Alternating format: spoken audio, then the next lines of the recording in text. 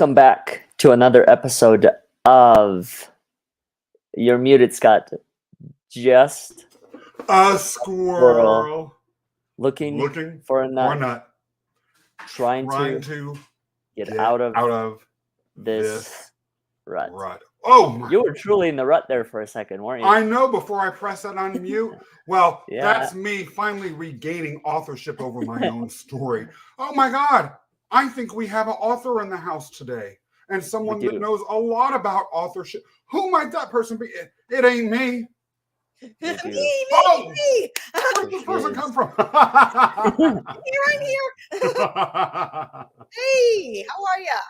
It is good to see you. Stephanie Larkin is the founder and the CEO of Red Penguin Books, which is one of the most successful independent book companies, publishing companies in the country. It has won multiple awards. It is a number of imprints. It has a marketing program as well, and has been expanding over the past few years. It has an audience and an author roster that is international. Stephanie, it is good to have you on the show. Thank you. I love it. So glad to be here. We're glad to have you too. And yes, we're very international. I just want to make a quick little plea here because we are now on 6 continents, but we are missing. Wow. I am missing Antarctica. So if we have any viewers, if anybody knows anybody who is in that little station, I don't know, scientists, tell them, please write me. I don't care. Roses are red, violets are blue. It's cold down here. Send it in. I'm publishing you so we can go 7. And by the way, I would love for you to eventually get an offer from the International Space Station so you can actually claim another location in outer space. Do you have viewers up in the International Space? I'm sure we do. Hey, I'm sure through a couple of degrees of networking, we could find somebody. I love that. Always moving the bar. Always moving the bar. Exactly. Leveling up. Let's talk a little bit about the theme of tonight. So, everyone knows that one of my favorite topics in the world is Greek mythology. Love that. And everyone since the 80s has become quite familiar with the concept of the heroic journey. An author named Joseph Campbell popularized that, and it has really stuck in the popular culture, although, just as an aside, his theses and his thinking about myth actually are quite controversial in the academic world. It's not necessarily supported. But that being said, hey, we're talking to the popular folks here in town. So they're the one whose opinions matter, right? Not a bunch of geeks in some school somewhere. I can't believe I'm saying it. Anyway, one of the things that can I'm going to get 0 speaking engagement at schools after this show. I just destroyed your career and my own, right? College, I do teach college, we got to keep my job. I forgot to mention that. Okay, so those academics, those are the ones, they have canceled Joseph Campbell. Yo, academics, I love y'all. Anyway, the focus that Joseph Campbell's success has brought on what's called the monomyth, which is the myth of the hero, has obscured a lot of the other positive roles that Greek mythology features, and actually some other mythologies from other cultures as well. And all of these roles are actually interconnected. And I'm going to begin the discussion tonight by pointing out what those roles are and what they mean, and then leaving it for the smart people in the room, i.e. Oleg and Stephanie, to talk a little bit further. Hey, have to do everything you can to get that academic audience back to you. So let's talk about this for a minute. The hero role is actually not a permanent identity. A hero, if you think about it, begins somewhere and ends somewhere. You are not on a heroic journey forever. The beginning place is usually a negative place that you need to escape from and end up somewhere better. Where you end up at the end is usually, if you have hero status, We hope. some sort of either you end up dead. Well, even if you're dead, you end up becoming basically an immortal, a kind of god. So the journey of the hero ideally ultimately leads to immortality. The immortality of the soul of the hero. But also it is a metaphorical immortality, which leads to the third great role in Greek mythology, which is that of the author. The Greek myths we all know were originally transmitted orally until poets like Homer or Hesiod or Ovid or other people like that ultimately wrote them down and captured them for posterity. However, that is only part of the author role. If you were a hero as opposed to an ordinary person, you had to make a choice in your life as to whether the actions that you were going to engage in were heroic. The hero Achilles in the Trojan War was told by his mother a prophecy that he could live a long, successful, wealthy life and be forgotten, or live a horrific, short, and violent life, but gain heroism. Yeah. He made the latter choice. And so he ended up, after he died, being able to drink in the pool of memory. And he lived in the underworld in a place called the Isle of the Blessed, where he got to travel back and forth between the mortal world and ours. And you never know. He might be traveling back there today. Oleg, if you go visit Troy in Turkey, you might just see him. But what I want us to think about when we hear this story is that the author, before the author, was the person who decided to become a hero. The author of his destiny, the person who created the story, was Achilles. When you choose, if you take this myth at its more substantive and deep level, the choices that you make about your story ultimately give you control over it. They make you the author. They allow you to begin the heroic journey, and you can end up a god. Do you all buy it? I mean, the god? Don't be modest. You're the goddess of books. I mean, I like that. I want that on a t-shirt. I want god of books. Spectrum Designs is our sponsor. We'll talk about that later. Okay. I'm all about it. You know, I talk to authors, wannabe authors, would-be authors. I mean, basically everyone, because they say 90% of the world wants to be an author. And it's true. I can't walk into a cocktail party without people saying, me next, me next. And yes, they are immortal. Because once your name is on a cover of a book, once you've written what's in there, you get to determine. And I tell people, take control of that story. This is your chance. You get to write the ending. God, I don't know. But yeah, cover book, that's kind of close. It's kind of close to godlike. I mean, look, they're all on my shelf. They're like gods. It's like I'm in church, right?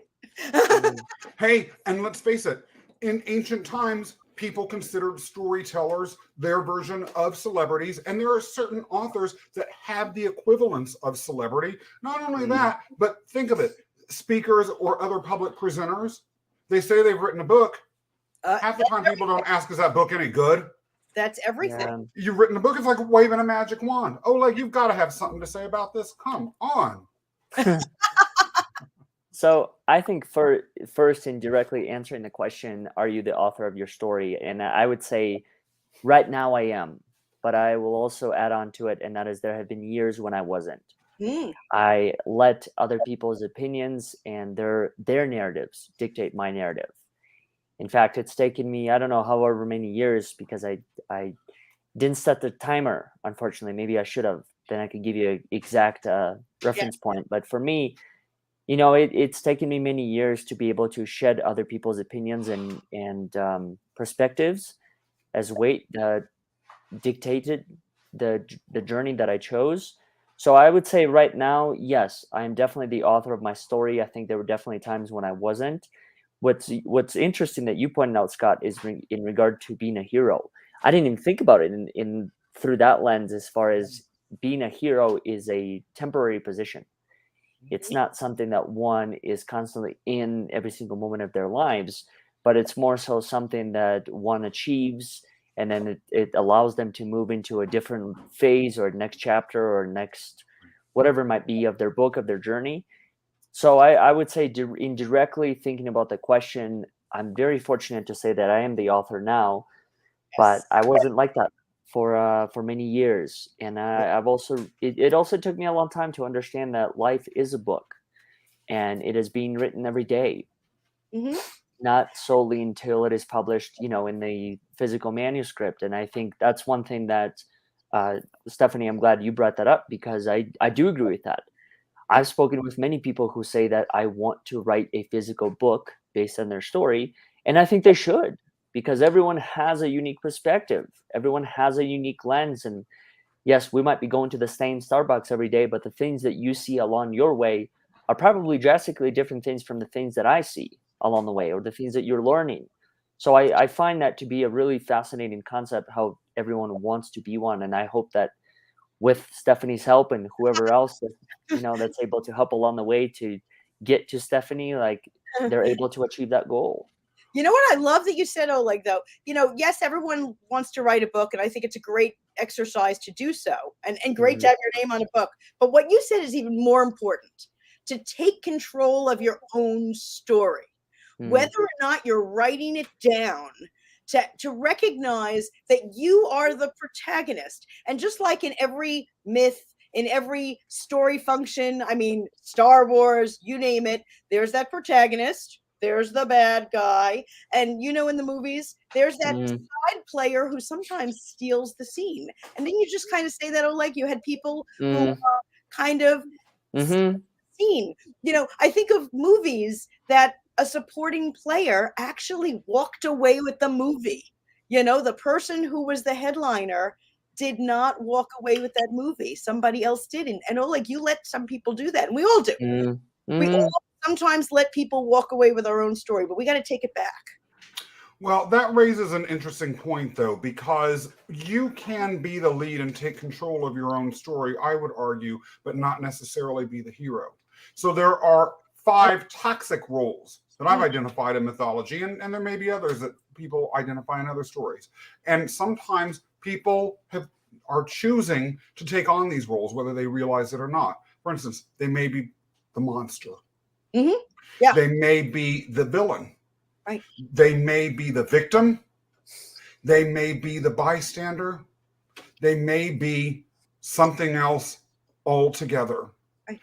And what I'm wondering, sort of hearing your story about the sidekick, Stephanie, is to what extent then the person that is the protagonist versus the bystander really are correctly identifying and understanding the roles that they have in their own stories. Because you may mm, think that you're the protagonist. And in fact, the writer, let's say it was Han Solo versus Luke Skywalker in Star Wars. Luke Skywalker was ostensibly the hero of this story. If you were to make his character seem like a real life or an avatar of an actual human being, he was someone that was supposedly taking control of his story, but ultimately ending up being a bystander, while Han Solo walked away with the whole thing. And so, how exactly does that happen? Do you think that people sometimes, when they think that they're controlling their story, are actually abdicating their role to others, or maybe turning into a monster or a villain or victim or some other mm, role? You got a lot of really good points there. And I love this whole 5 monster victim. Sometimes I think people try so hard to be the mm, star of their life that they take those bad roles. Whoa. Don't That's you? a good point. I mean, aren't we human? And sometimes even bad attention is attention. I mean, isn't that what we say about like a true. 5-year-old in school? They make a big mess because, even negative attention is attention. Yeah. I mean, a lot of people are after attention, however they get it, negative or positive. So, Scott, you are spot on that just because you're the star doesn't mean you're the hero. You could be the villain, and it's Mm, important to know that. That's super important. But to your other point about Han Solo, I'm a huge Star Wars fan, so I'm right there with that. Totally right there with that. And here's the thing I think. Sometimes the story is being told from the perspective of Luke Skywalker. And in which case, it's his story and he's the star. But sometimes it's from the perspective of Han Solo. and Mm. the star. I think for ourselves, we should always kind of recognize and hold a little control that we are the star in our own view. But Scott, I'm not the star of your story. I'm a gorgeous supporting character here, perhaps, but I am not Emphasis on the gorgeous. gorgeous. Absolutely. But I'm not the star. And if I became the star in your story, if I took control of your life, like sometimes people do take control in our life and become the star, that's a problem. Like we should at least star in our own story. I'm not saying that we blot out everybody else. I mean, hey, if Harrison Ford wants to come in my story, I'm kind of okay with that. I'm going to speak candidly with you, Stephanie. That actually really touches a nerve with me, because for a long time, I actually assumed that my role in life was to be the supporting person in other people's narratives. I did not believe that my own narrative was worth sharing or was consequential enough. And interestingly enough, when I would attempt to help other people or be of service in one way or another to them in helping, having their own star shine, a lot of times it was either taken for granted, or I would be left behind. I was devalued within not only their narrative, but ultimately I ended up being devalued within my own narrative. And part of what has happened to me during the pandemic, and Stephanie, you and I have talked about this privately, but I'll, giving us permission to talk about this more publicly now, is that this gave me the chance to be able to say, I'm going to take all that energy that I was using to help other people's stars shine and maybe apply it to my own doggone life. That's right. And it is a different feeling, but it's a hard one. A lot of people you said everyone wants to be an author, or 90% of people want to be an author, but 90% of the people out there ain't writing books. What's happening? What's happening? But I got to tell you, a lot of them are. I mean, God, I've been busy since this pandemic. A lot of them are. But when they come to me to write a book, the first thing we do is have a conversation a lot like we're talking here, because they have to figure out what is the story. And sometimes it's the story behind the story. But Scott Mason, to your point before, you and I have known each other a long time. Yes. And you are an awesome, awesome support. But that should never, ever override the fact that you are the star of your own story. Yeah. You have been a huge support to me in a million different ways. And just because we decide to star in our own story, just because we step out of the shadows and into the spotlight and say, no, I'm the star of my own story, that doesn't mean we don't help people. Yeah. That doesn't mean that I'm like, Scott, don't call me. I'm doing my own story here. No. But it's just a little bit of a focus. It's just like a spotlight. Like, you should star in your own story.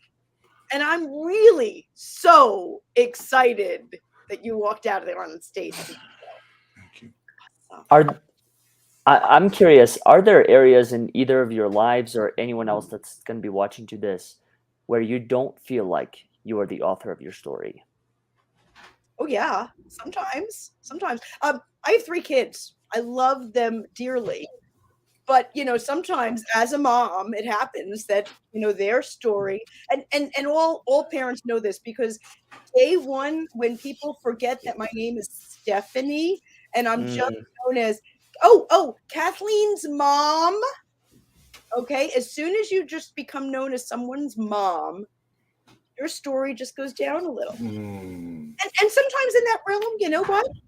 That's kind of what we have to do, Scott. Just like sometimes we support other people. Yeah. And that's okay. Yeah. But, I think it's actually healthy for kids as they get older to realize, you know what? Mom's a star, Well, and there's a gender thing associated with this too. I'll never forget a very dramatic moment that my mother had when I was growing up as a teenager. I remember her like snapping her fingers and stomping out the room, and her like skirt trailing behind her. She was like, whatever she was talking about, she was on bad news. She was yelling about something. And she's like, and by the way, I'm not Scott's mother. I'm not Chuck's wife. My name is Patty. Bam. She flew down that hall like the evil queen outside. outside of a lightning palace. And I had to admit, even though I was mad at her, go girl. Yeah. I had to give her that. Yeah, sometimes we can be pissed when people stand up. Scott, I'm sure that there are people that are very pissed when I put me first. Just like when you decided to walk out and there were people who were like, but wait a minute, we're used to Scott helping us out here. He's the supporting player. No. Yeah. I remember one time, I don't remember when it was, a couple of years ago, I used to call my mom mother. And I remember one time she was sitting on the couch watching a movie or TV or something along those lines. And I was walking by and I wanted to ask her something. And then, so I said, mother. And then I said the question. And literally in that moment, she had asked me if I could please stop calling her mother and start calling her, like mom or yeah. But it was an interesting point for me because it made me realize how much some of these things carry as far as meaning. So a lot of these labels and how much the person chooses to associate with them. And that meaning could actually define who they are or how they're viewed across different things. There's another thing that I wanted to kind of point out and see what you guys' opinions were based on what you've shared before.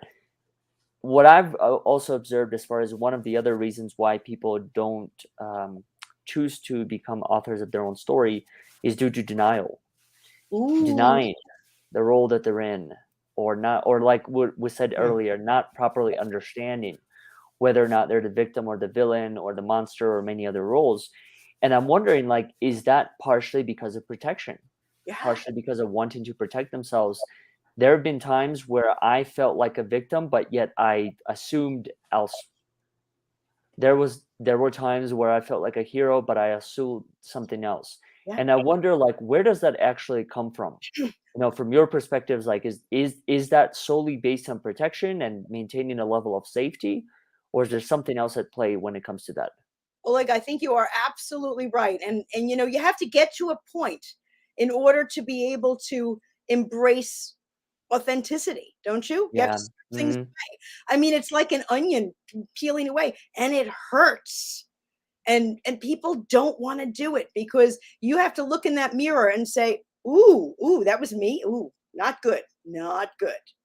And yeah, there's a lot of denial out there. How do you deal with it, Stephanie, when that comes up in the context of writing a book, particularly if it's a memoir, where Ooh. someone might be writing about themselves? How do you deal with, for instance, I don't want to talk about this sort of thing, or, well, this and this happened, they might tell you privately, but I don't want this in the book, or this needs to be edited out, particularly if it's something that they might be, for instance, a famous example goes as to the author of every book that's ever been written in my life, Donna Summer. In her musical that was produced after she died, there was a story about how her priest molested her. And she didn't tell her father because she was concerned that her father would literally pull out a gun and shoot the priest dead. Okay, I could sympathize with Dad. Yeah, I get that. And so, but she didn't tell the story even in her own autobiography when she was alive. Yet that's pivotal to understanding why she left the United States to go to Europe and why she may have been alienated from the church for a long time and all of that sort of stuff. Now, that's one thing where she might have been protecting, maybe she didn't want a legal battle with this minister or whatever.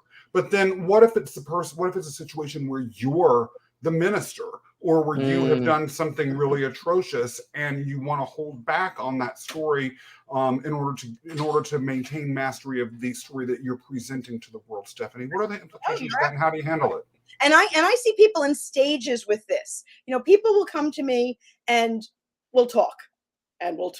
Sometimes I think I should hang out a shingle. I'm a therapist. I'm not a publisher. I'm a therapist. And we'll talk about a lot of things. And some of them don't go in the book. And we discuss why. Because if you're putting something in the book just to hurt someone else, that's a problem. Or if you're putting something in the book and it's going to hurt someone else and is serving no purpose. Like, there's a lot of, things having to do with names. Do we actually name people in the book? Do we not name people in the book? Do we say things?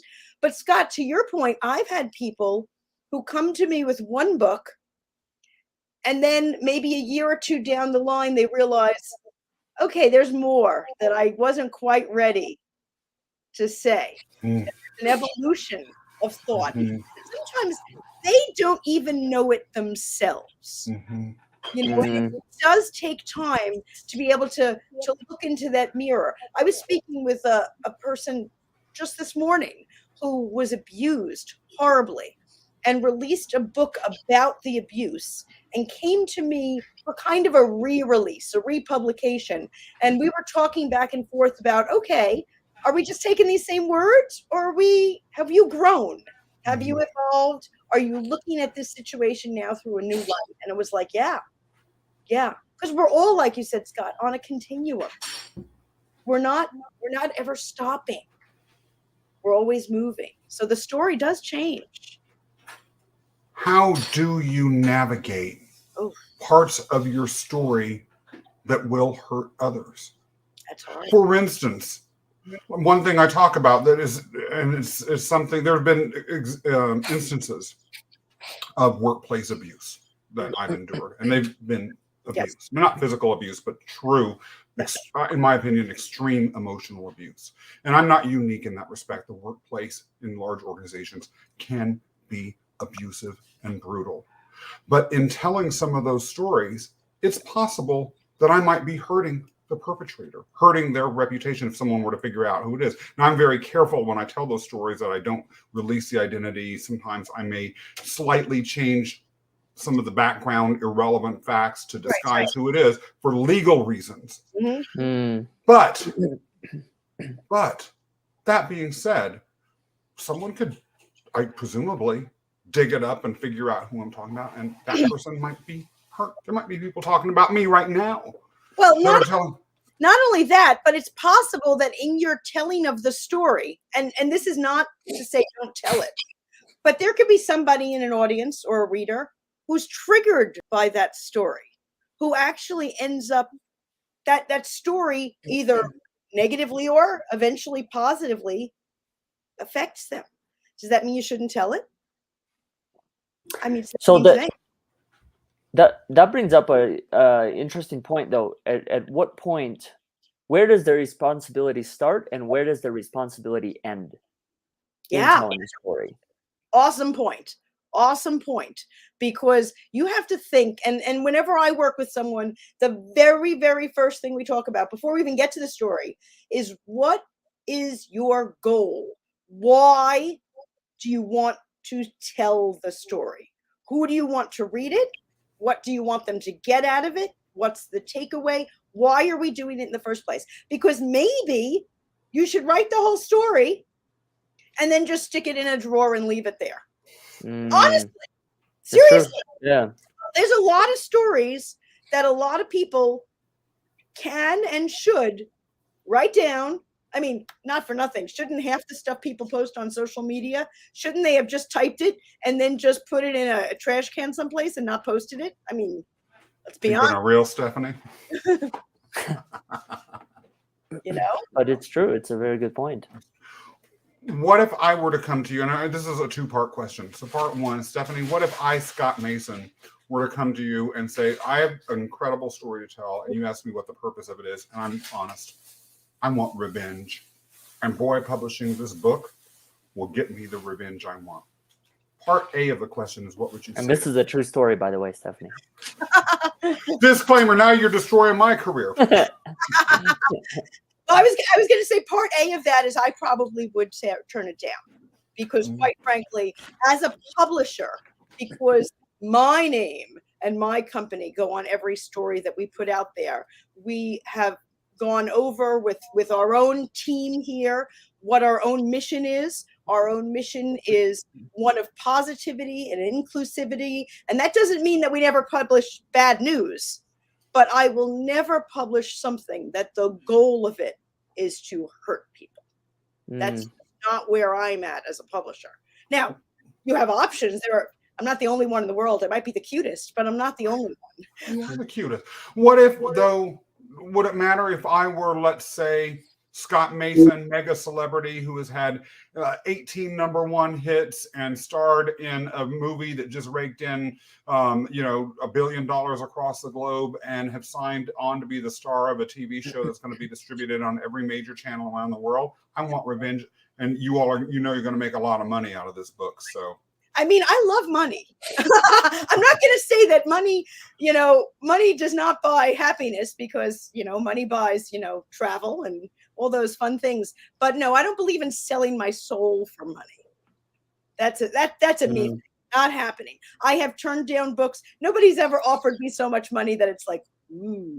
But no, I that's me. And that's why I said we have a specific mission statement that we're about building up the world, not tearing it down. Now, that doesn't mean that we don't have some negative stuff on our shelf here. I mean, there's stuff here about sexual abuse, and there's stuff here about alcoholism, and there's stuff here about all sorts of and terrible things. But goal, mission, publishing it because you are deliberately trying to tear someone down. I mean, I might as well go after somebody with a knife then. That's just not who I am. And I don't think that's good for you either, Scott Mason. If that's your whole goal, is to write a book just to tear someone down, I think you and I should just, I don't know, go to Hawaii and chill out with a Mai Tai. I think you need to chill.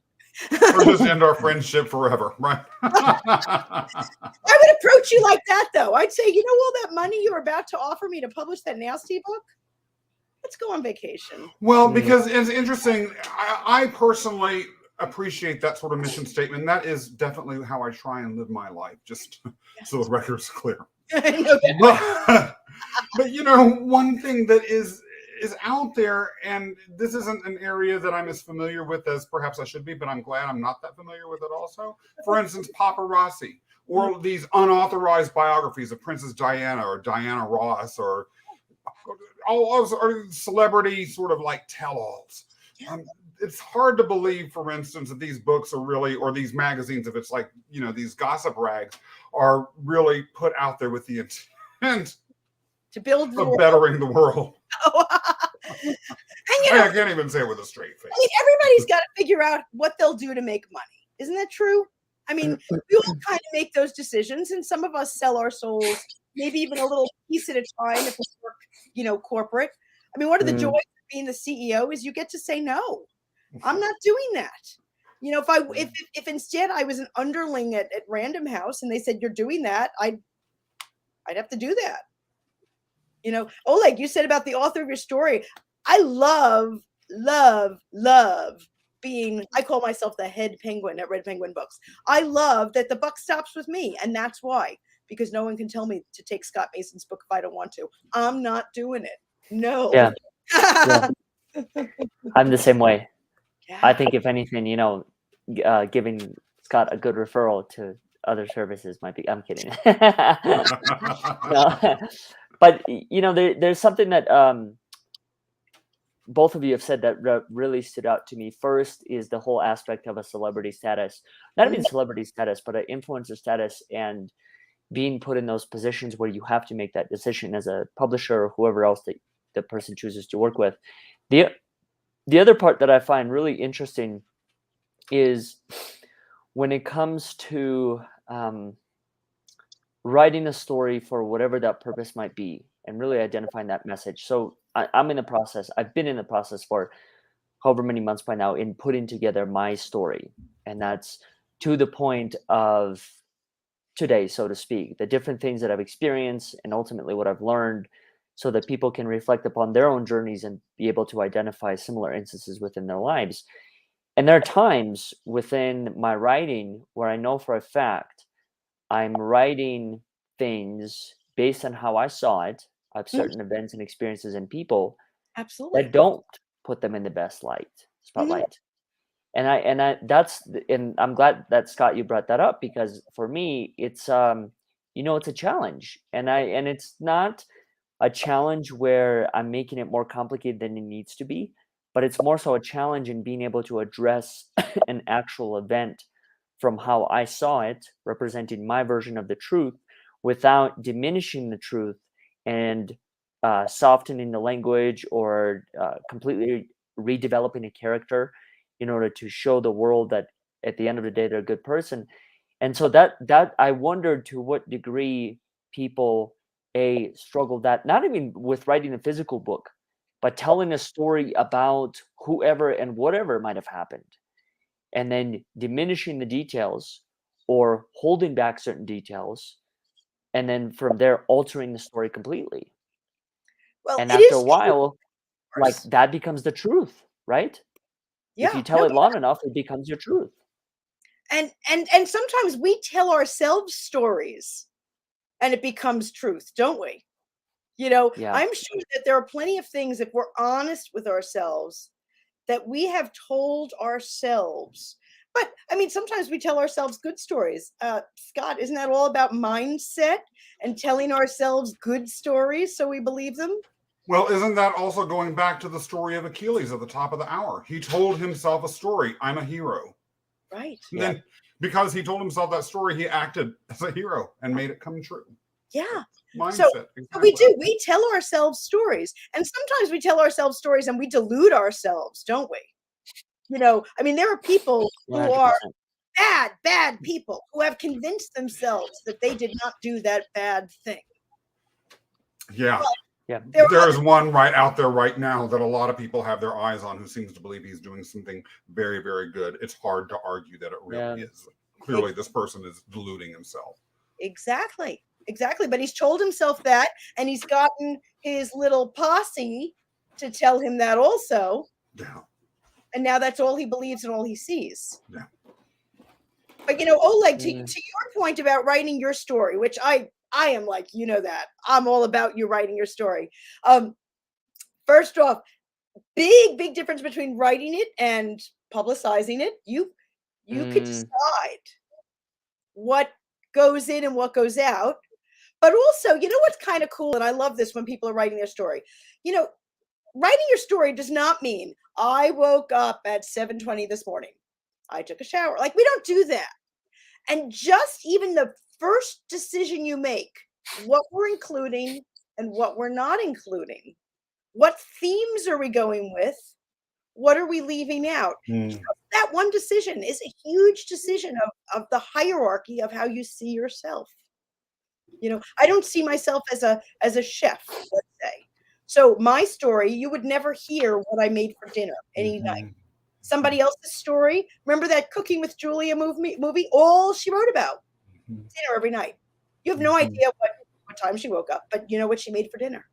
That was important. So Oleg, whatever you write in your story, whatever you decide, says a lot about you.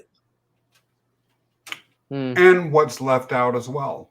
Yeah. Going back to Achilles, for instance, a matter of ongoing controversy for those who won't actually read what's right in front of their face.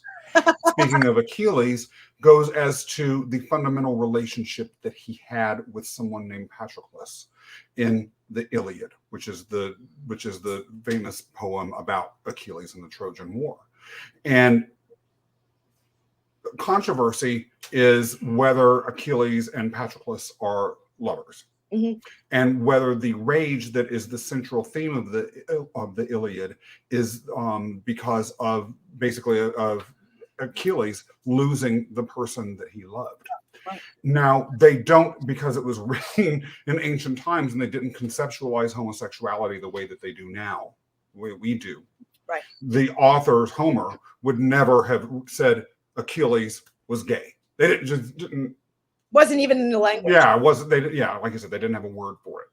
And so, but that being said, for instance, sexual details are left out of the story. So there is some legitimate room for controversy. In my opinion, it's a very small room if you look at it honestly and think about the fact that they shared a tomb, for God's sake. But that being said, it is something that people argue about. And when it comes to what you leave out, at what point then, Stephanie or Oleg, do you think that choosing to leave things out crosses the line from things like that are irrelevancies, like what Achilles ate for dinner, versus things that go as to the core of their identity? And in the case of the Iliad, it goes as to to the basic motivations of the anger that's driving the entire plot of the story. So it's actually, if it's truly left out or if it's ambiguous, that's a major flaw in the story. Or is it? And sometimes we don't know that until the end of the story or looking back thousands of years later. Sometimes we don't really know what was important, do we? You know, you were talking about we don't know what they had for dinner. Well, if he turned out to be the greatest chef of all times and he left out what he had for dinner, we'd all be annoyed right now because that was the crux of the story. And, you know, even with our own story, no one's going to know until we're long gone. And then they look back and they say, wow, Scott Mason, why didn't he talk about that hairdo a little bit more? I'm really Well, he never once mentioned what gel he was using. Not once in any of his books did he write about the gel. I'm all about the gel. You don't know what's going to be important to people. You're laughing, but I don't know. You might be entombed with a cute little hairdo and people are going to be like intrigued. I don't know. I don't know what people are going to think of me when I'm gone. I think they're going to be interested in like what I do with authors, because Scott thinks what I do with authors is cool. They're going to think, no, I'm more about her cat. Let me hear about the cat. You know, we don't know. I think it also goes to your character. I think what you mentioned earlier, Stephanie, as far as the book, the physical book being a representation of my character and the values and everything that I choose to believe in. I mean, it's the same exact thing, at least in my opinion, how I look at it, as far as what I choose to say right now and what I don't choose to say right now. Yes. Right? Like I could tell you the latest, whatever my circumstance or challenges or whatever it might be, but does it serve a purpose? And is it against my character? Is it diminishing someone else? Is it uplifting other people? So I think that decision is being made every single day, which is why I'm a huge believer that we're all authors of our own book as we speak. We're all writing that next chapter. We're all writing that next page. I mean, today for me, it's 7 o'clock. For you, it's 8 p.m. So, you know, this page is about to turn within a matter of hours. And then we get to start a fresh page tomorrow morning, hopefully, right? I love that. I love that you're taking authorship down to a grainy level that every day we are living, whether we write it or not.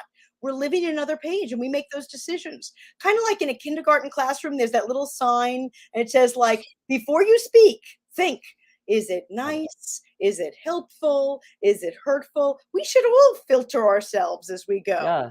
It says a lot about our character.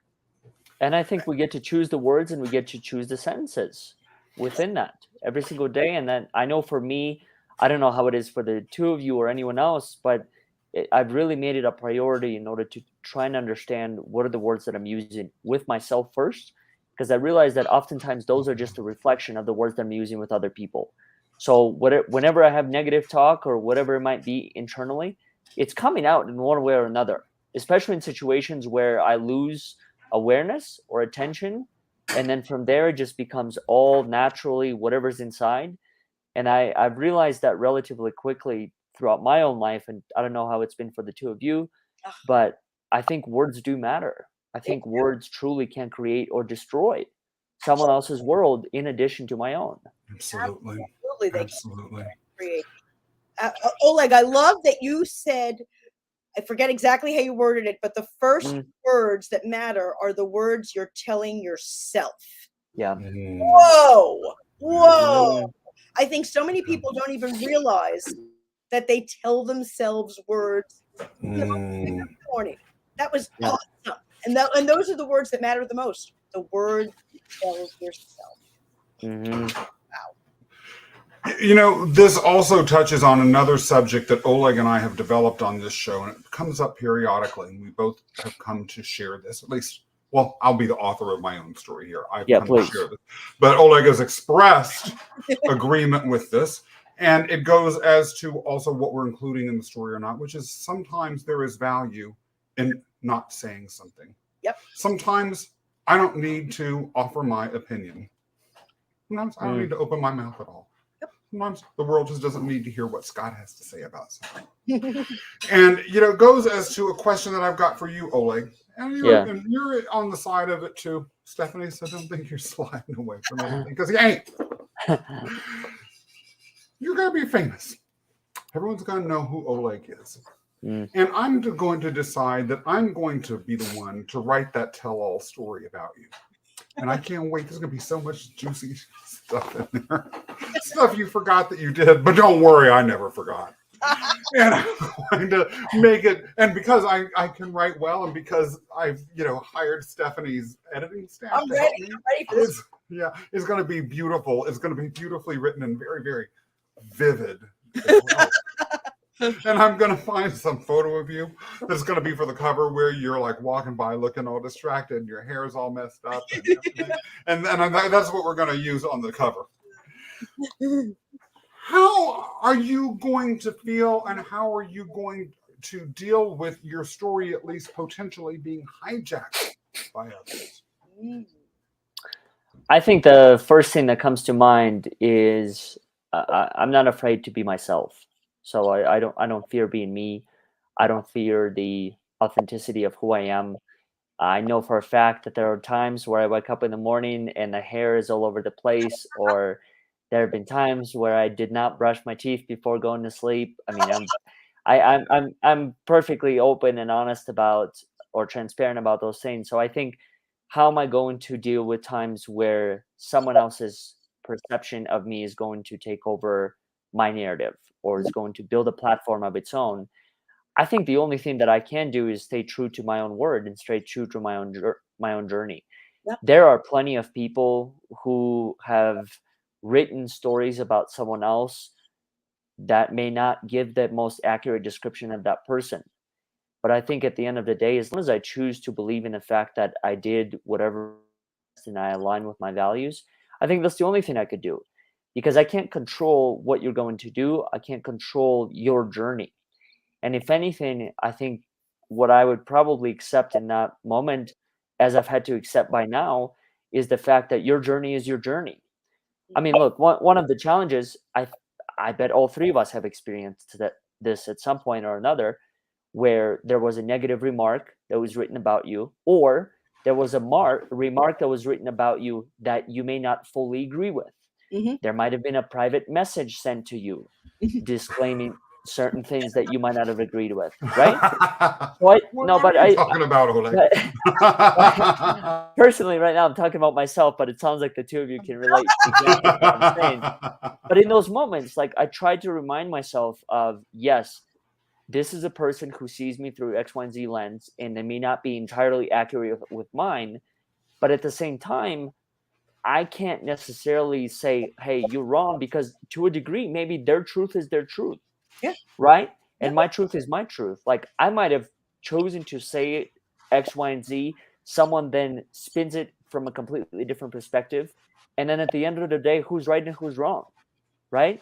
Because if I didn't give the full story behind what happened, but only bits and pieces, or let's say the person saw me waking up in the morning with my hair crazy, or there's gel, or I didn't disclose the gel that I used, or whatever it might be, like, that is a story that they write. And I think at the end of the day, everyone is responsible for it. And this was actually going to be a question to either you, Stephanie, or Scott, is, do you think people fear responsibility of their story? I think that we fear responsibility in general, don't we? I mean, isn't that kind of human that we kind of fear responsibility in general? Oleg, I love what you said, that if you are living your life, your truth, your authentic, then whatever Scott's going to write about you, even though it might be through whatever lens, whether it's a revenge lens or whether it's a humor lens, whatever lens he has chosen, you can live with that because you know who you are. And I sometimes will say that, like, I mean, not everybody in this world, can't imagine why, is a Stephanie Larkin fan. I am sure someone right now around their dinner table like, oh my God, that's Stephanie, man. It's true. That's the reality. But you know what? I live my life. I'm proud of what I do. I mean, I'm not going to say 100%. Have I screwed up? Yes. But I'm working on myself every single day. Keep moving forward. I try to clean up my messes. If I hurt someone, I try to clean it up and apologize. But I am far, far from perfect. But if I live my life like that, then even if Scott wants to slander us both, even if he has a double header book coming out, Oleg, I think it's okay. It's interesting I sure because hope it's a trilogy. I sure hope there's one about him afterwards. We get to write his part. the Yeah. good news is my story is so boring, you all are going to have to make up a lot of stuff. And I can't wait to hear how fantastical it will be. Except the part where you're talking about my hair gel. That part's going to be good. Scott, But that's one of the reasons. It's actually one of the reasons why Scott. I'm glad that you brought that up, jokingly. Although I think it's a truth for a lot of people. I remember, and I won't include people's names just for confidentiality, but there have been times where I've had conversations with people who have said that my story is not interesting. Not my story, but their story.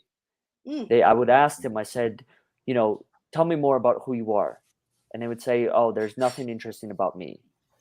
And that's one of the biggest things that I've realized as far as barriers or hurdles that I've seen people get through. I personally haven't experienced that because I think I've always had a genuine interest in who I am and the different things that happen in my life.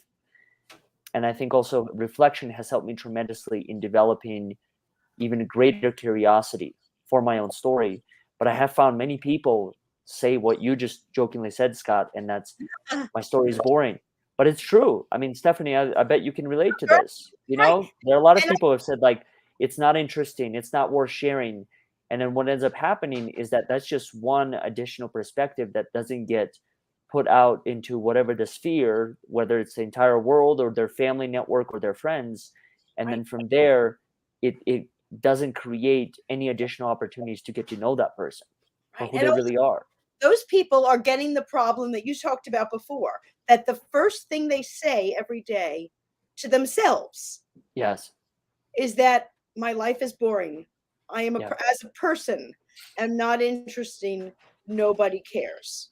If that's what you say to yourself, if you put yourself in a box every morning when you wake up, then you're not going to get out. You, Oleg, you obviously have not put yourself in that box. You wake up in the morning and you want to learn and you want to experience and you want to see the world and you want to check things out and you want to grow as a person. And that's so awesome. But there's a lot of people that wake up in the morning and they decide, I am boring. My life is boring. It is. It's a self-fulfilling prophecy. It goes as to those 5 toxic mythological roles that I mentioned earlier: monster, villain, victim, bystander, fool. Yeah. They're the bystander. And there was an example I think I've talked about on this show before. So, Oleg, I appreciate in advance your patience with me as I recount the story that I know you've heard, which is when I worked for government. And I mentioned that it was government because government is where you see, sadly, in my observation, a lot of this for reasons that we can analyze and discuss, because there are deeper lessons, I believe, to learn from why certain institutions encourage this sort of worldview. But I was talking about horror movies, my favorite thing in the world. And my favorite at the time was The Walking Dead. I knew exactly if there was a zombie apocalypse, I knew exactly the character in that I would end up being. It's not the best character in the movie, I'll just put it that way, but it would be a character that would be a lead character and that would survive. And people would want to be associated with me. So I told her who that character was that I would be. And then I said, who would you be? And she said, oh, I'd be nobody. I'd be one of the faceless hordes that just gets bitten early on. And I'd be in the crowd of them. Like, no one would even know I existed. Y'all, that broke my heart. It broke my heart. She was playing the bystander. Right. Legacy. Yeah. There's a friend of mine who told me when he retired, and he's someone who's brilliant. Everything that I did in my entire career could have been done by someone else just as well as me. Oh. Nothing I did mattered. Now, he claimed to be okay with that.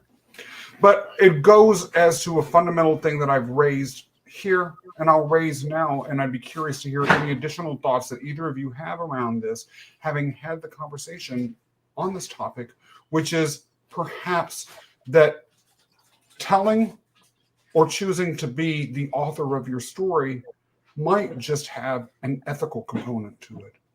And choosing not to author your story could be itself an ethical travesty. Thoughts? Yeah. I think that, honestly, I think life is a gift. I think if we're not living our truest life, we're wasting it. And some people are, like you said, Scott, some people are okay with that. I'm not. I'm not okay with that. And if I wake up in the morning and I'm telling myself that I'm the bystander, because those people don't realize, but that's really what they tell themselves every single day. Yeah.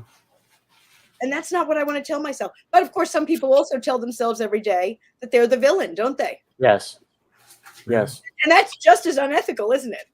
Yeah. But equally tragic. The bystander has no agency. In these myths, as in movies, the bystanders might be the citizens of the city of Gotham that are being terrorized by the villains or that die, during these fights between Batman and the Joker or whoever. And that's tragic. They don't have agency over their fate. The villain has agency over his or her fate, but it still ends up tragic with destruction for them usually and everyone that they touch. Yeah. No, and tragic and unethical. If that's what you wake up every morning and tell yourself you want to embrace that and be that person, that's you chose to be the author of a really bad story there, didn't you? I think the other thing that I find interesting between what the two of you shared is the ability to change, one's narrative.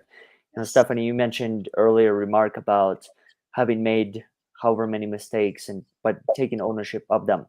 I'm in a similar boat. I don't know how many mistakes I've made, far too many to count, if I'm being honest.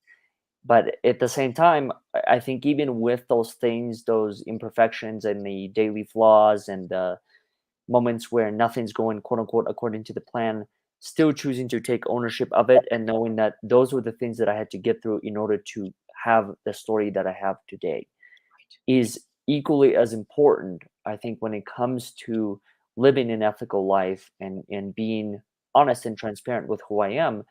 And I've found myself, there have been times throughout my life where that was one of the things that stopped me from living that ultimate narrative, is because I was so concerned with making mistakes. And I think I was more concerned with what am I going to do after I made the mistakes, right?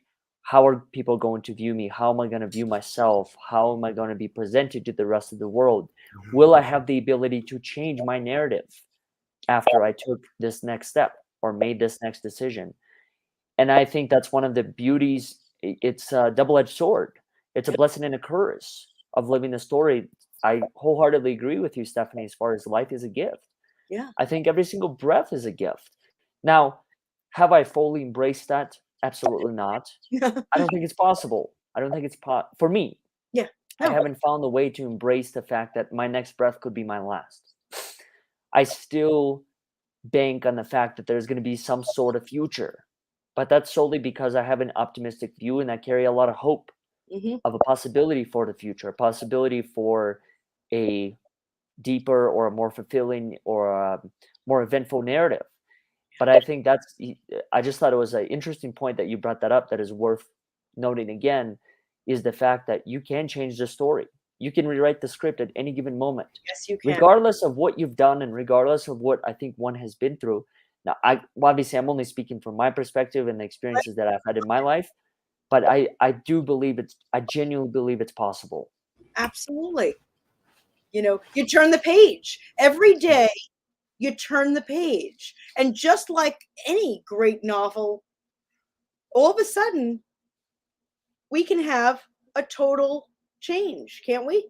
Don't you watch a movie and you're like, whoa, I didn't see that coming. Yeah. You could do that with your life. When are sequels justified? When are they not? That's a good question. That's actually a very good question.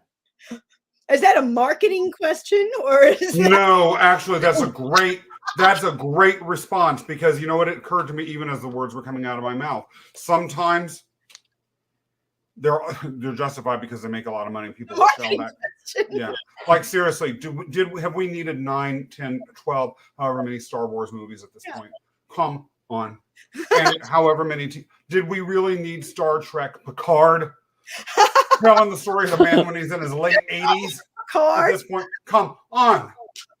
But isn't that the whole point though? To be able to show the progression, show the growth of the storyline, the characters, whatever it might be. Now, don't get me wrong, I haven't watched a single Star Trek to be able to have any sort of authority or credibility in what I'm gonna say next. But I find that to be interesting, going back to Stephanie's earlier point, and that's knowing why you are writing it and knowing actually when to stop writing it. Yes. And then from there, knowing when to pick up again.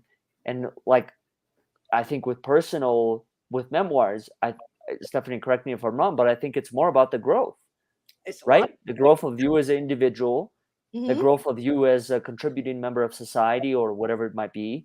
And then from there, probably going back to the intention, like why are you writing the story to begin with? And I think why is the biggest question of all. And that goes right to Scott's sequel. Why? Is the answer money? And a lot of things, the answer is money. Let's be honest. But why are you doing a sequel? Because there's going to be a change of heart. Did the Joker suddenly become a good guy? So we need a sequel. Because if he's still the bad guy, do we really need it? Or are you just making money? Do you think a lot of people are wanting to write books in order to become rich? I think they write them because they want to be immortal first. Mm. Much of what Scott said at the beginning. Because by writing it down and publishing it, It's there forever. we live forever. You live forever on the shelf of Amazon, for goodness sakes. It's immortality. That's even Well, more. as long as the books exist. Wasn't there a movie made? I forgot the name of it. I did watch it. It was about the burning of the books. Oh, Fahrenheit 451. Fahrenheit 451. Yeah. Yeah, but now they can't do that because we have Amazon. The books are there forever. Because Well, that's easy. You just go after Jeff Bezos. I'm kidding. He's the villain or the protagonist. Right. Okay, Yeah. don't even go there. Let me ask you this, though. With regards to sequels, do you believe that there is, let me step back a bit. One of my favorite books ever and one of my favorite TVs, in fact, probably my favorite TV show ever, was I, Claudius. And I, Claudius had a sequel so I, Claudius, for anyone who's watching or listening who might not know what it is, it's the story, it's written by Robert Graves. It is the story of the first the first royal family or the first imperial family in ancient Rome. And it's very scandalous. It's very juicy. It's very interesting. It has a lot of stories that are very applicable to this day. And in the TV series, Claudius, who ultimately becomes the emperor, he has cerebral palsy. And he speaks with a stammer, he has a limp, and so people think he's mentally has developmental disabilities because of this, and they discount him. And so he survives all of these poisonings and all of this palace intrigue that leads people dead left and right. And one thing that's big there in this theme in this series is that people basically are forced to commit suicide. Or even though they are, a member of the imperial family and living in gigantic palaces, their lives are so awful that they end up killing themselves. And one of the characters that does that is Claudius's mother, who is kind of a mommy dearest. She's totally abusive. She hates her son. She thinks he's stupid. She insults him all the time and that sort of stuff. And in her final conversation where she announces to him that she's about to kill herself, she says she's done that because all of her sons that were worth anything ended up dead anyway. And then she said, by the way, I've always considered it the height of good manners to know when to leave. It's my time to go. Ain't no sequel. She knew when to shut up and exit stage left. And you know what? I was left wanting more of his mother, and perhaps that's how it is. They always say in theater, leave him wanting more. Leave him wanting more, exactly. And that's a great point about the whole sequel thing. Is you could bury people with too much. Lion King 1.5. Did we really need that movie? I don't think so. Okay. So, but for a story, for a personal story, for your story, should there be a sequel? I guess the question is there a new story? Is there something worth telling? And only you can decide if your life is going to just stop and then you're just going to like coast. I mean, I think of those people who, retire and move to Florida.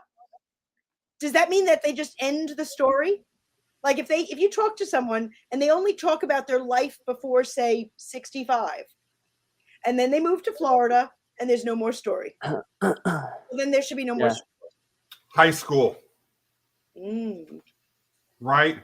My peak was when I was a quarterback for my local high school's football team. You were? No.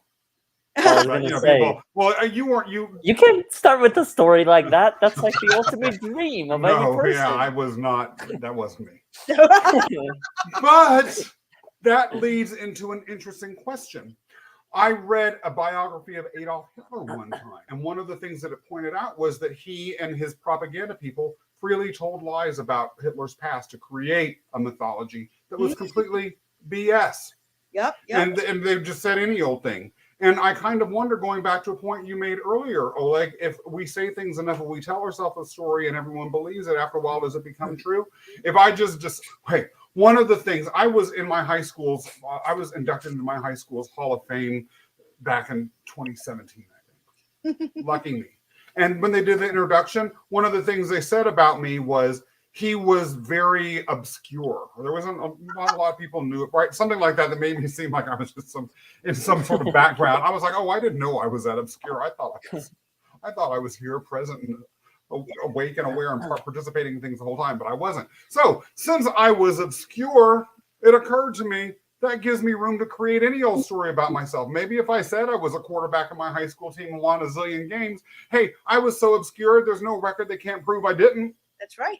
And don't people do that all the time, Scott? When people are running for president, don't they suddenly, weren't they like the greatest person? They had straight A's at Harvard, blah, blah, blah, blah, blah.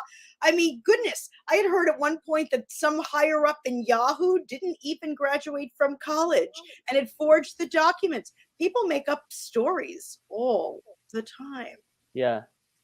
I mean, there have been plenty of documentaries made where parents of some of the children have been caught for bribing their way into some of these more prestigious universities because it somehow put them in a position for the greatest success for their children. But I think there's another point that the two of you brought up, and that is knowing when the story serves you and knowing when the story doesn't, right? And I think I mean, I can only speak from my level, and I'll be curious to hear what the two of you have to say on this as well. I know for a fact I'm holding on to some stories in my life that don't serve me. I don't think it's possible to live a story at all time, in my opinion, where it's constantly serving you. I think there's always going to be stories that are needing to be let go of in order to progress within that narrative and not regress and continue to grow within that. Whether it's friendships, whether it's letting go of previous relationships, whether it's the connection that I have with my dog or whatever it might be. Like there are so many stories that I found through my own experience that are truly no longer serving me. But I think that there's also a challenge sometimes in letting them go, because in letting them go, I have to find a different story to replace them with from time to time.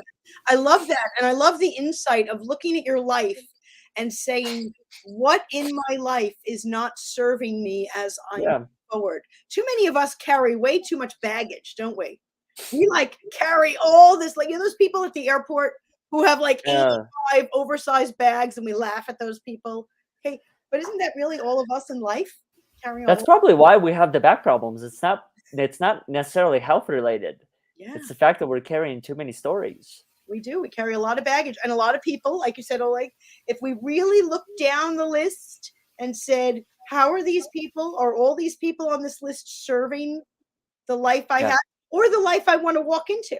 Because you're here today, but we should be looking at where do we want to be tomorrow and down the road. And what luggage do we have to drop off in order to go there? That's one of the hardest decisions and thinking processes that I, for one, engage in, because it presents, as I think about, at least for me, why that's so hard, it conflicts with two other core values that I have. One is, and that I choose to lean into. One is the importance of being empathetic. I think I have a naturally empathetic disposition, but I've chosen to really lean into that. Mhm. And so there's a part of me that when I say to myself, I need to assess my relationships and really acknowledge which ones are serving me and not, as you just said, Stephanie, not just today, but tomorrow and the day after and years in the future. That can conflict with empathy because I feel like those people might feel abandoned by me, and that can hurt. And I know I've been hurt when I felt that people have abandoned me as a friend. So it conflicts with empathy. And then it conflicts with another value, or at least in theory, although as I think about it a little bit more deeply, maybe it doesn't conflict, but I'll just throw it out, which is that every human being matters. If every human being matters, then are you making a statement? Am I making a statement about their actual value if I am beginning to exclude them from my life because I don't believe they're serving me? But then there's a practical side of it too. You can't be friends with everyone all the time. There's only 24 hours in a day. Yeah. You know, and I think that a lot of how you handle it will play to your empathy and even loyalty to those people, you know, and whether they matter. They do matter. They absolutely matter. But actually, by releasing them a little bit from your circle, maybe they can grow more. Maybe being in your circle, they were too much of a supporter, and now they can grow into their own story. Sometimes it's a gift you're giving them, Scott. Yeah. There's a disco song I love where the chorus is, Jesus loves you, I don't.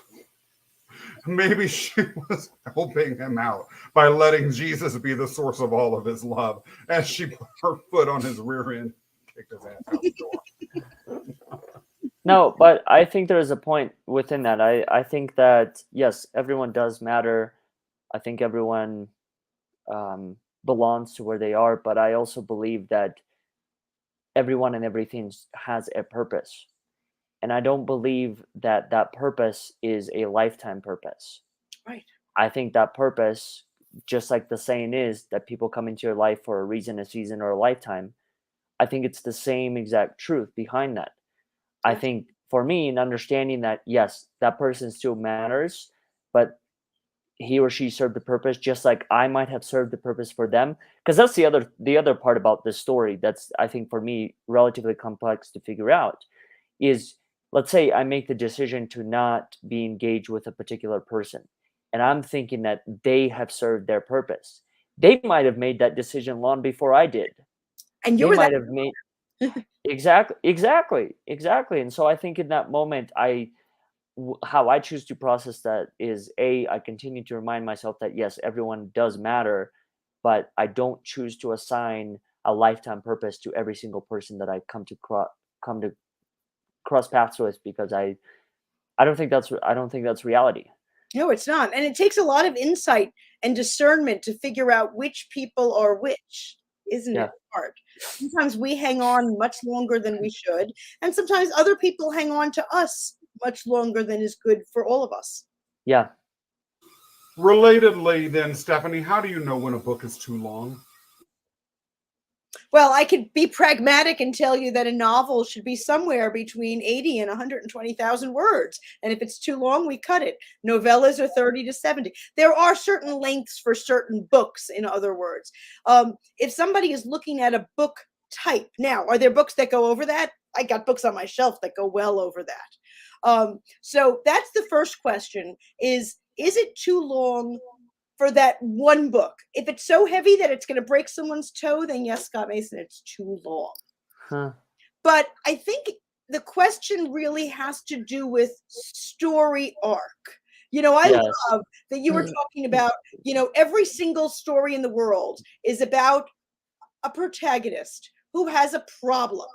And then they try to get around the problem and they fail once, twice, On the third time, it's the climactic moment that they finally manage to solve every single story. And then there's some sort of an ending. So there's story arc. Now, within that arc, is a book too long? Well, if you didn't get to this point and you're like, hurry it up, folks, it's too long. So some of that is a word count question. I had a book once, the person delivered it to me, it was 160,000 words. I said, it's too long. He got it down to 120 because he realized, yeah, it was plotting. Why say in 3 words what I could say in 30? Okay. Sometimes that happens and it's too long. But isn't that our life too, Scott Mason? Well, and maybe that's the question behind the question. Yeah. Exactly. Because a lot of what Oleg is pointing to when he's talking about relationships having a finite duration in life is going as to, again, knowing when to leave and when to end something. And I'm not advocating euthanasia or suicide or anything like that, right? Or saying that anyone should die. But in terms of, well, when are we overstaying our purpose within a particular chapter of our life? For instance, I worked, as many people know, for the New York City Buildings Department for 8 years. And my husband actually, looking back on it, told me I was there about 3 years too long. And so I really let that chapter, it needed some Stephanie Larkin and your editing team to come in there and snip that. Yep. Snip that down. But at the same time, there are those that like things nice and slow and plodding. But like being bored.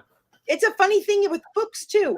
Authors find it so hard to let it go at the end. Like, we got the book. We're finished. I'm all ready. I got a barcode and everything. Let's hit the button and go. And they're like, wait, isn't that our life? Wait, I'm not ready to cut that chapter. If your husband had said to you 3 years before you left, if he had said, Scott, time to cut the cord. I couldn't have heard it. Nope. Sometimes. But I also think, and for me, maybe this is a slightly different perspective. The question is not necessarily how many words is it, but did it get the point across? Yes. Is their story? I'll give you a perfect example, right? My book currently, it's about 35,000 words. I've had conversations with publishers who have said that I'm 40 or 30,000 words too short, and I disagree. I disagree because I feel like I've expressed the things that I needed to express, and I've told the story. I told a story, beginning, middle, and end.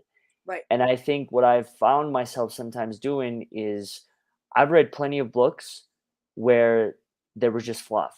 10, 50, 30 pages, whatever the number. It was just fluff to fill in the word count. Right. So that's where I think for me, the question is not necessarily are you fulfilling the word count, but more so the question is, did you get the story and does it contain all the elements? And yeah, maybe there might be logistical side that I don't fully understand as far as, going to print, like, are you going to print 2 pages and call that a book? Or do you need to actually print, let's say, a minimum of 20 or 50 pages in order to have it be hardbound or whatever the paperback chooses to be. Right. So I completely understand that point, but I also at the same time do try and remind myself that, hey, there are plenty of ways to get around that. But at the same time, like it's just been interesting to have conversations with, different publishers that say, hey, you're thousands of words too short. And the reality for me is just like, well, yeah, I could add 40,000 more words, but at the same time, like that might defeat the purpose completely. Like I truly don't want to begin each chapter by saying it's 6:08 in the morning. I just had breakfast, the cinnamon toast crunch. But there are books that I've read. Absolutely. And you know what I love about that? Certainly as a publisher, I understand what they're saying. They're saying that, books have a particular price tag associated with them. And because of the price tag associated with different types of books, they have to be a certain length. Kind of like, let me just say, if there was a movie, let's say there was a movie that was only 45 minutes long, and it was a full-length movie. who's going to pay full-length movie prices for that? That's what they're kind of saying to you, is it's a value. But to your point, if the story was told, no one should judge you on whether or not you, as the author, find that you reached completion. And shouldn't that be with our lives too? Don't we sometimes listen too much to other people and they say, Scott, you should be working for the city for the rest of your life. You should What I heard. them until you're here 40 years, and then you get a pin and a plaque, and they think that you cut that story too short. Just like to Oleg, he cut that story too short. No, your story is your story. Oleg, your publishers have their own agenda. That's their problem. That's not your problem. Your story is complete the way it is. How do you know if your story is fluff? Ooh. I think you know. I think you internally know that your story is fluff based on obviously the information you have, but I think it's a feeling. Do you think Kim Kardashian feels like her story's fluff? Okay, Scott, do you think Kardashian wrote her own book, or do you think a ghostwriter wrote it? Stop. Yeah, well, first, and then I think the second is, you're not Kim Kardashian, Scott, so I don't think. How do you know? He's better. I can physically see the differences between the two, but I think for me it's how do you know when your story is fluff? Is I think it probably goes internally. I think it's an assessment of who you are and what you believe, and then from there, the story that you're choosing to share with the rest of the world. See, I genuinely believe every person knows the difference. I completely disagree. I don't think that people are. I think people are the worst judge of their own output when it comes to stories. I mean, people, when you look at something that you made, don't we all like, oh, wow, it's fabulous. Look at this. This is why we have beta readers. Beta readers are all those people that we say 3 to 5 people should read your story so they can tear it to shreds, because you are the worst judge of it. And I think sometimes, isn't that true for ourselves too? Don't I sometimes think I'm fabulous and I need to have trusted confidants? I need to go to Scott Mason and say, Scott, is this hairdo doing it for me? Is this really not a good thing? I mean, I need to have people that I can ask, because I'm not a good judge. What do you think, Scott? The hair? No? Yeah? I'm going to have to really take a long, hard look at the story of my hair when this is over. Seriously. It's been a topic of the conversation for quite some time. I mean, so you might as well, what's the gel that you use? I was talking fine. You might as well reveal all the details that we've had burning questions the whole time. First of all, what gel? What's the name? My barber gets it in Israel. I don't know the brand. It's not available in the United States. But I how much do you put on? One big scoop, or like? It's a pretty big scoop, because I've got hair that needs the stiff gel. I like it. Okay. Do you think those are my all burning questions? Best judge of our own selves? Do you think? What'd you say? Do you think that we are the best judge of our own selves, or do you think that we sometimes? You said yourself, your husband said you left 3 years too late. Yeah. He was a better judge and a more critical judge. You didn't know that you lived 3 years of fluff at that job. Yeah. I mean, I think that it goes back and forth. It depends on the level of self-awareness that we have, the ability that we have to be honest with ourselves. I like to think that I'm a better judge of certain things in my life than I was, simply because I'm more open to letting my ego be set aside and hear things that are painful, or say things to myself that are painful, and be accountable for it. So I think it's a self-improving area, but there are areas where I just have blind spots, or where I just am not gifted in that area. So I could be thinking I'm awesome and really not. And that's where my husband, or people that we trust, Oleg actually has played this role in my life significantly over the past few years, can say things to us that we need to hear, and that can cut through the areas that we don't have that self-awareness. The other thing too about self-awareness and assessment is sometimes I can be too harsh. Yes, true. About my writing ability, for instance. I get very, very critical about that. And sometimes feel quite insecure about what I put out. Yet I've heard enough consistency that I'm at least competent in that area that I really don't think that my self-awareness is on target. On the other hand, there have been times when I've walked out of this house thinking I look so good, I'm amazing, my hair gel is all in place. You know, my husband's like, it's time for a haircut now. Or you know, Scott, that trash can, that's a good place for your t-shirt. Ooh. Yeah, no, I think we need those people sometimes. I think we let our t-shirts last longer than they should sometimes. The hair is amazing, Scott. I was asking if you liked mine. Well, your hair, look, this is a trio with beautiful hair. I think all of us have amazing hair. And that's not self-delusion. You know, the other thing that all of us do is look good in t-shirts. Before we talk a little bit more about t-shirts, though, I wanted to find out a little bit more about how folks that are listening and watching can learn more about you two. Oleg, take it over. For me, the best way people can find more information is through Overcoming Odds. And that's talk about a narrative and a story. That's literally all we've been doing, is creating opportunities for people to rewrite their own narratives and to create a story that they ultimately believe in and they like. Scott Mason and I are actually going to be part of an event in September. September 23rd in Austin, Texas is going to be in person, called Survive to Thrive, Face Your Fears, where we're going to dive deep into our own individual fears, the origins, and I think ultimately ways to transform them into some of the other avenues. And outside of that, I think that is probably the best platform. LinkedIn, Facebook, wherever else. What And about Stephanie you, has Stephanie? disappeared, so maybe we'll wait for her to come back. You Yeah. can find me via my podcast homepage, purposehighway.com.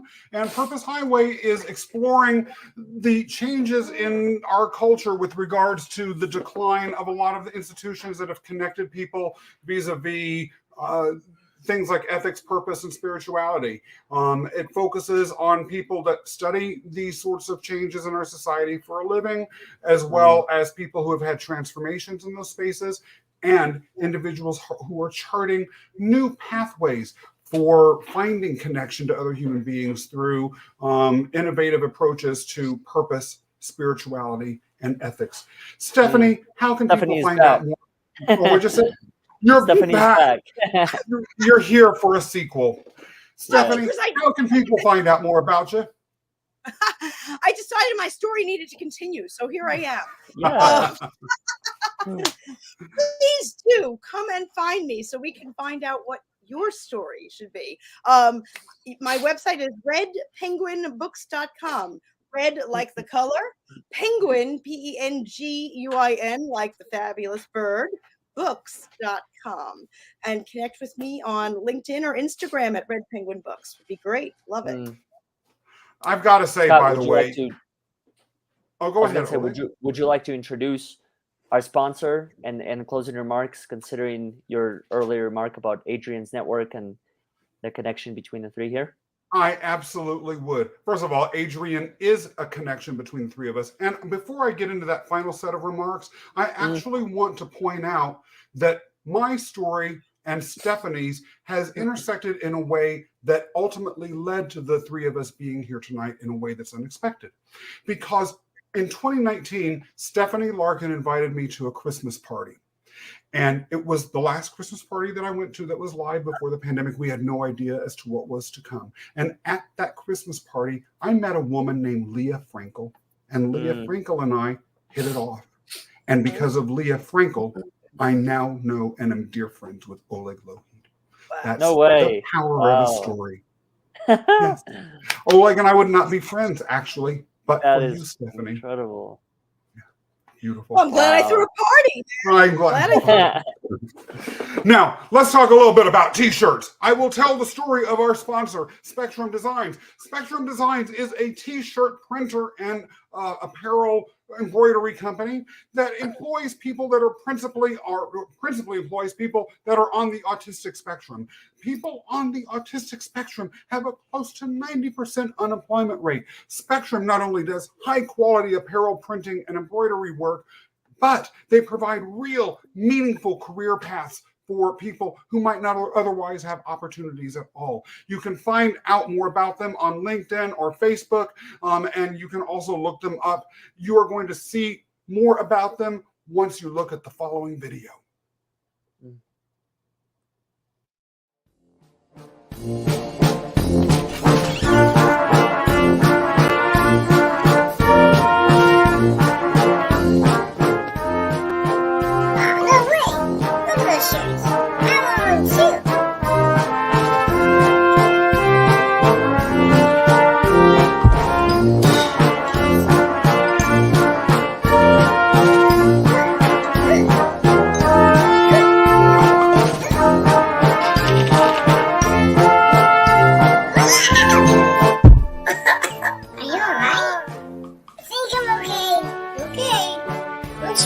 T-shirt. Yeah, let's show